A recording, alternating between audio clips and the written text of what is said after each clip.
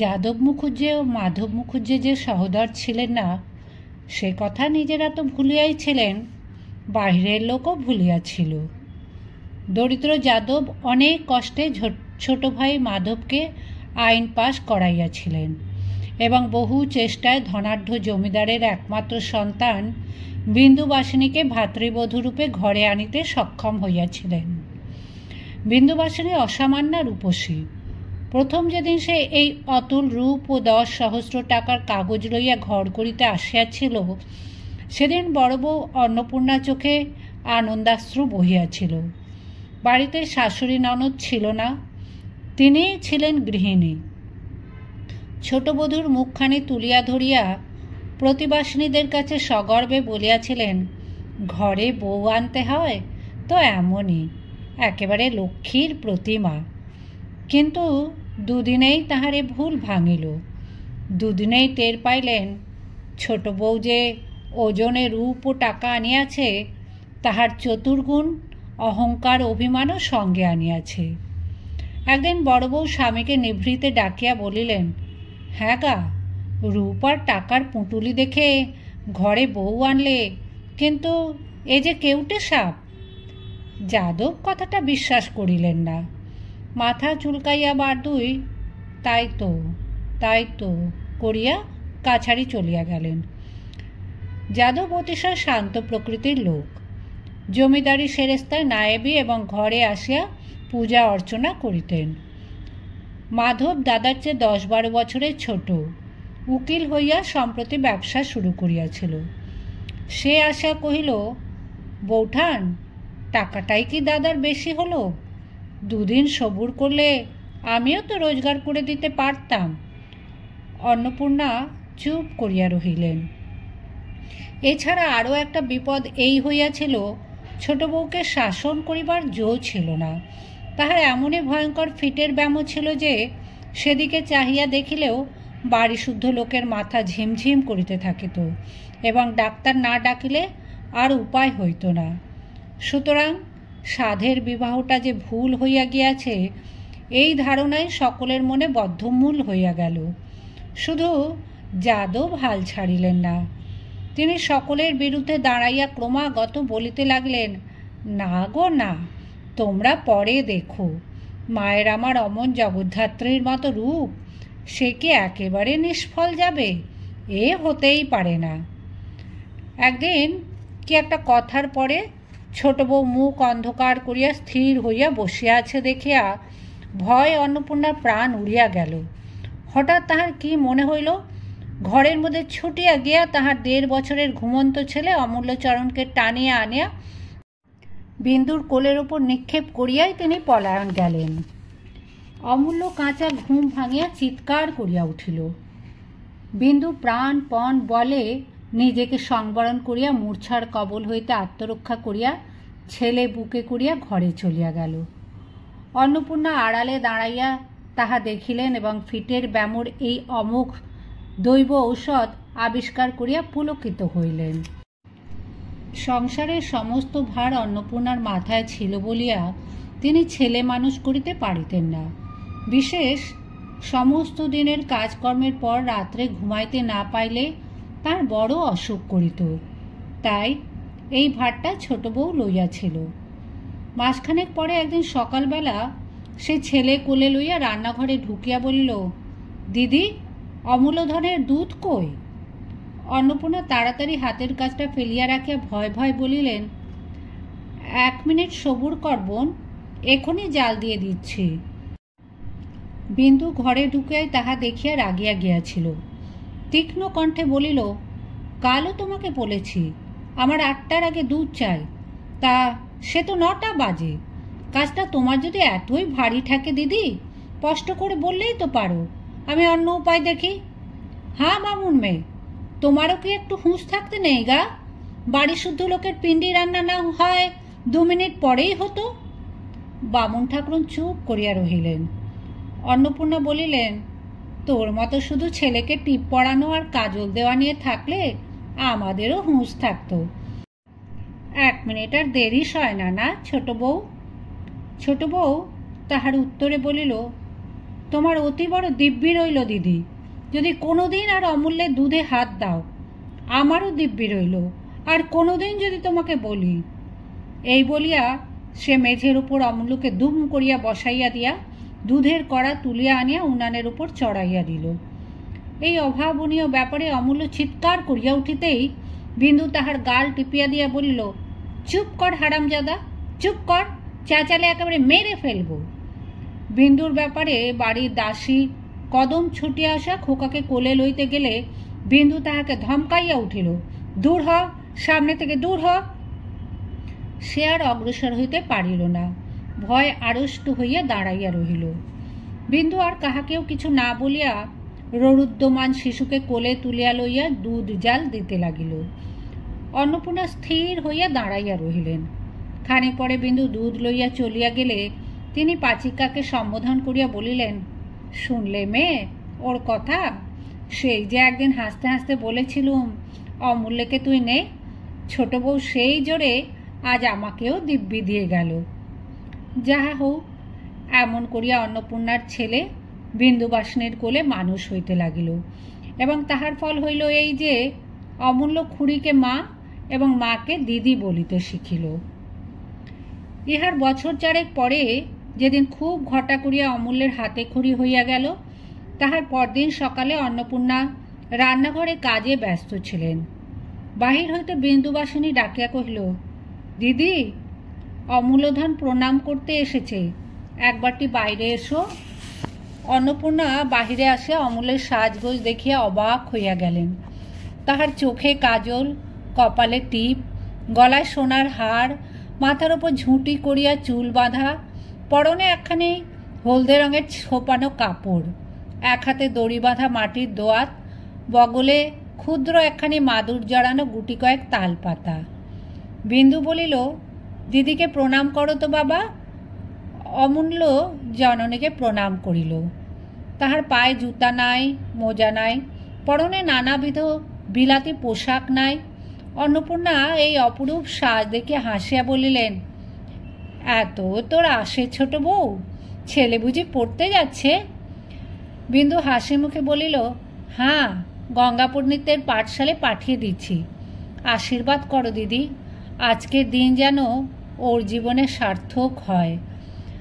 চাকরের দিকে ফিরিয়া চাহিয়া বলিল, ভৈরব, পণ্ডিত মশাইকে আমার নাম করে বিশেষ করে বলে দিস, ছেলেকে আমার যেন কেউ মারধর না করে। দিদি, এই 5টা টাকা ধরো, বেশ করে একখানি সিদে সাজিয়ে টাকা কটি দিয়ে কদমের হাতে পাঠশালে পাঠিয়ে দাও। বলিয়া সে গভীর স্নেহে চুমা খাইয়া ছেলেকে কোলে তুলিয়া লইয়া চলিয়া গেল। অন্নপূর্ণার 2 চোখে অশ্রু উচ্ছ্বসিত হইয়া উঠিল। তিনি বামুন ঠাকুরকে উদ্দেশ করিয়া বলিলেন, ছেলে নিয়েই ব্যতিব্যস্ত, তবু পেটে ধরেনি, তাহলে না জানিও কি করত। পাচিকা কহিল, সেই জন্যই ভগবান বোধ করে দিলেন না, 18-19 বছর বয়স হলো। কথাটা শেষ হইতে পাইল না।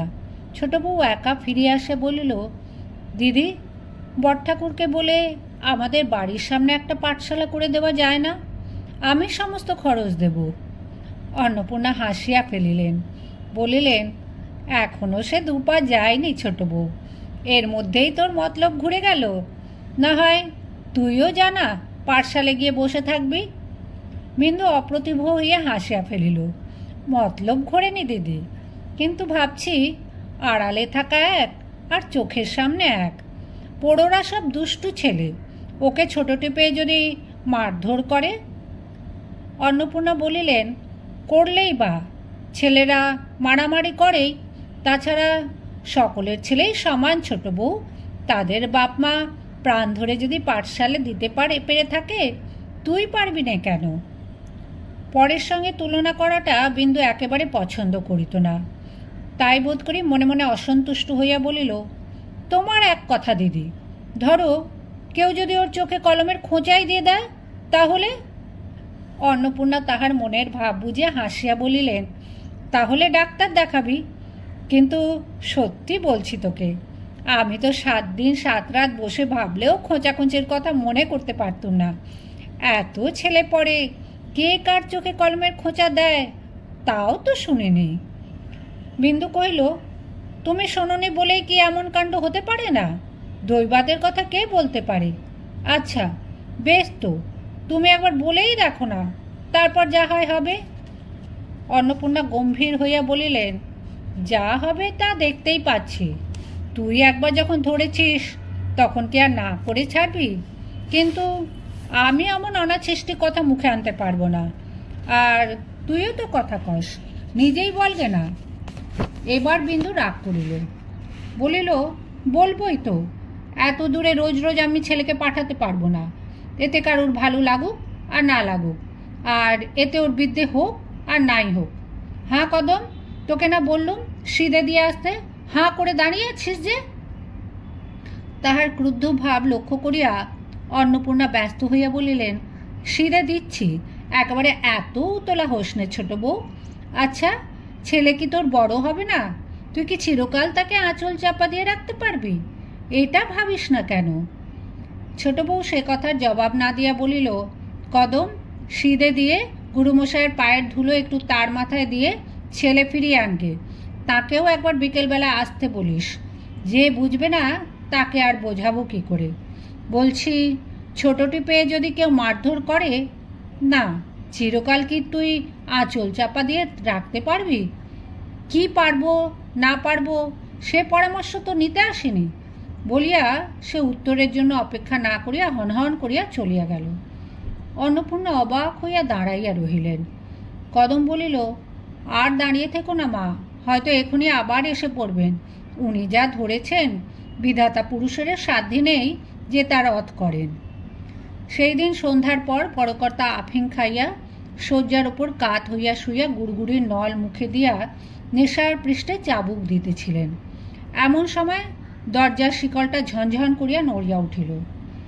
যাদব কষ্টে চোখ খুলিয়া বলিলেন, কে ও? অন্নপূর্ণা ঘরে ঢুকিয়া বলিলেন, ছোট বউ কি বলতে এসেছে, শোনো। যাদব ব্যস্ত হইয়া উঠিয়া বসিয়া বলিলেন, ছোট মা? কেন মা? ছোট বউকে তিনি অত্যন্ত ভালোবাসিতেন। ছোট বউ কথা কহিলেন না, তাহার হইয়া অন্নপূর্ণাই বলিয়া দিলেন, ওর ছেলের চোখে পোড়োরা কলমের খোঁচা মারবে, তাই বাড়ির মধ্যে একটা পাঠশালা করে দিতে হবে। যাদব হাতের নলটা ফেলিয়ে দিয়ে শঙ্কিত হইয়া বলিয়া উঠিলেন, কে চোখে খোঁচা মারলে? কই দেখি, কিরকম হলো? অন্নপূর্ণা তাহার হাতের নলটা তুলিয়া দিয়ে হাসিয়া বলিলেন, এখনো কেউ মারেনি, যদির কথা হচ্ছে।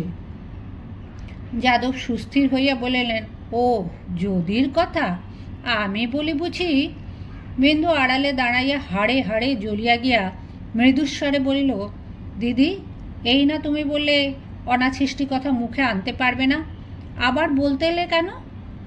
অন্নপূর্ণা নিজেও বুঝিয়াছিলেন তাহার কথা বলিবার ধরনটা ভালো হয় নাই এবং এর ফলও মধুর হইবে না। এখন এই চাপা গলার নিগূঢ় অর্থ স্পষ্ট অনুভব করিয়া তিনি যথার্থই ভীত হইয়া উঠিলেন। তাহার রাগটা পড়িল নিরীহ স্বামীর ওপর এবং তাহাকে উদ্দেশ্য করিয়া বলিলেন, আফিংয়ের নেশায় মানুষের চোখেই বুঝে যায়, কানও কি বুঝে যায়? বললুম কি আর শুনলে কি? কই দেখি কিরকম হলো? আমি কি বলেছি তোমাকে অমলের চোখ কানা করে দিয়েছে? আমার হয়েছে যেন সব দিকে জ্বালা। নির্বিরোধী যাদবের আফিংয়ের মুখ ছুটিয়া যাইবার উপক্রম হইল। তিনি হতবুদ্ধি হইয়া গিয়া বলিলেন, কেন, কি হলো গো? অন্নপূর্ণা রাগিয়া গিয়া বলিলেন, যা হলো তা ভালোই, এমন মানুষের সঙ্গে কথা কইতে যাওয়াই ঝকমারি, অধর্মের ভোগ বলিয়া সক্রোধে ঘর ছাড়িয়া চলিয়া গেলেন।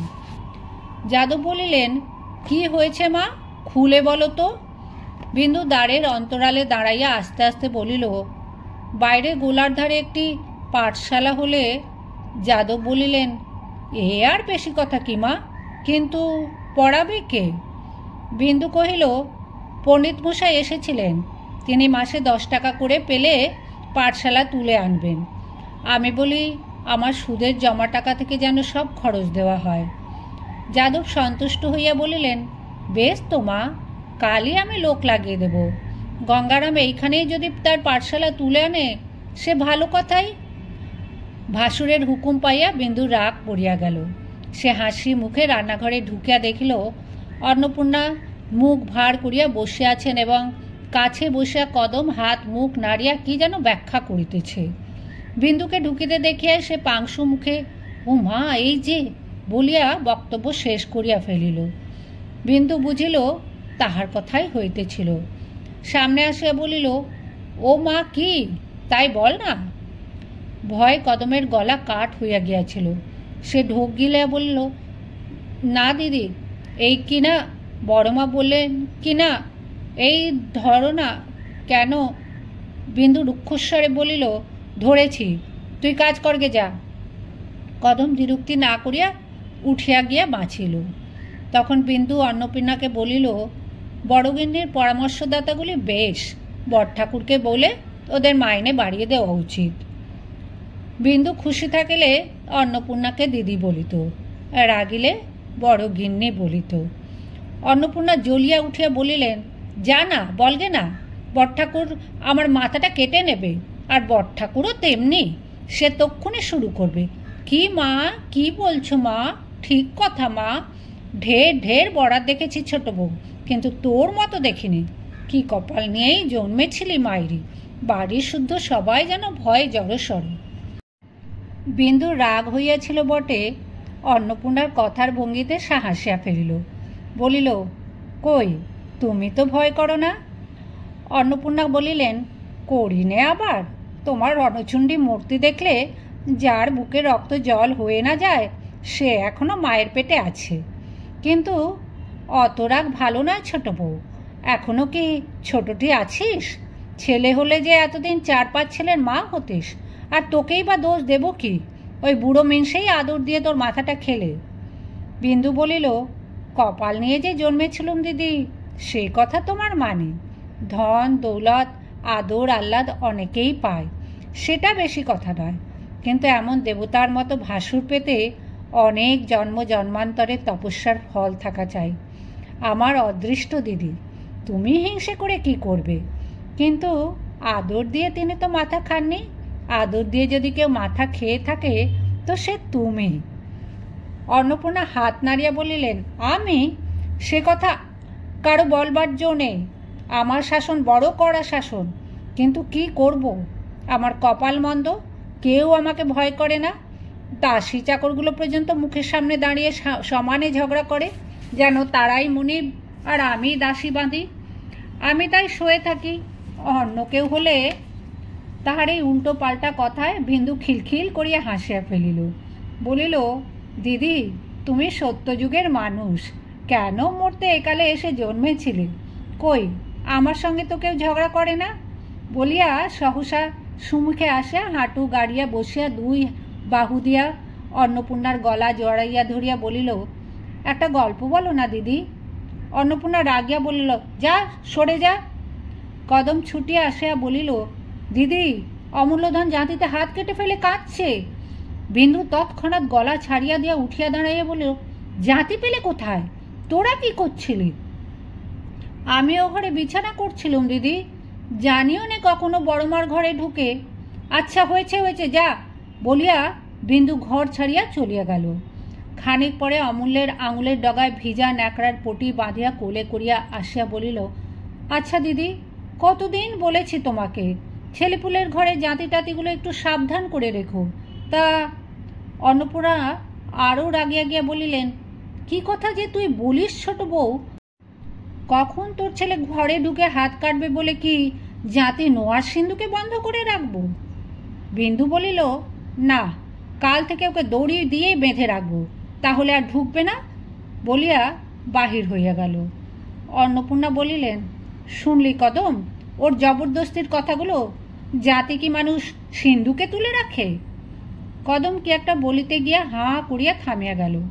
বিন্দু ফিরিয়া আসিয়া বলিল, ফের যদি তুমি দাসী চাকরকে মধ্যস্থ মানবে তো সত্যি বলছি তোমাকে ছেলে নিয়ে আমি বাপের বাড়ি চলে যাব। অন্নপূর্ণা বলিলেন, যা না যা, কিন্তু মাথা খুঁড়ে মরলেও আর ফিরিয়ে আনবার নামটি করব না, সে কথা মনে রাখিস। আমি আসতেও চাইনি। বলিয়া বিন্দু মুখ ভার করিয়া চলিয়া গেল। ঘণ্টা 2 পরে অন্নপূর্ণা দুম দুম করিয়া পা ফেলিয়া ছোট বউয়ের ঘরে আসিয়া ঢুকিলেন। ঘরের একধারে একটি ছোট টেবিলের ওপর মাধবচন্দ্র মোকদ্দমার কাগজপত্র দেখিতেছিলেন এবং বিন্দু অমূল্যকে লইয়া খাটের উপর শুইয়া আস্তে আস্তে গল্প বলিতেছিল। অন্নপূর্ণা বলিলেন, খাবি আয়। বিন্দু বলিল, আমার খিদে নেই। অমূল্য তাড়াতাড়ি খুঁড়ির গলা জড়াইয়া ধরিয়া বলিল, ছোটমা খাবে না, তুমি যাও। অন্নপূর্ণা ধমক দিয়া বলিলেন, তুই চুপ কর, এই ছেলেটি হচ্ছে সকল নষ্টের গোড়া। কি আদুরে ছেলেই করছিস ছোট বউ, শেষে টের পাবি, তখন কাঁদবি আর বলবি, হ্যাঁ দিদি বলেছিল বটে। বিন্দু ফিসফিস করিয়া অমূল্যকে শিখাইয়া দিল। অমূল্য চেঁচাইয়া বলিল, তুমি যাও না দিদি, ছোটমা রূপকথা বলছে। অন্নপূর্ণা ধমকাইয়া বলিলেন, ভালো চাস তো উঠে আয় ছোট বউ, না হলে কাল তোদের দুজনকে না বিদায় করি তো আমার নামই অন্নপূর্ণা নয়। বলিয়া যেমন করিয়া আসিয়াছিলেন তেমনি করিয়াই পা ফেলে বাহির হইয়া গেলেন। মাধব জিজ্ঞাসা করিল, আজ আবার তোমাদের হলো কি? বিন্দু বলিল, দিদি রাগলে যা হয় তাই। আজ অপরাধের মধ্যে বলেছিলাম, ছেলেপুলের ঘর জাতি টাতিগুলো একটু সাবধান করে রেখো, তাই এত কাণ্ড হচ্ছে। মাধব বলিল, আর গোলমাল করো না, যাও। বৌঠান যেমন করে পা ফেলে বেড়াচ্ছেন, দাদা এখনই উঠে পড়বেন। বিন্দু অমূল্যকে কোলে তুলিয়া লইয়া হাসিয়া রান্নাঘরে চলিয়া গেল।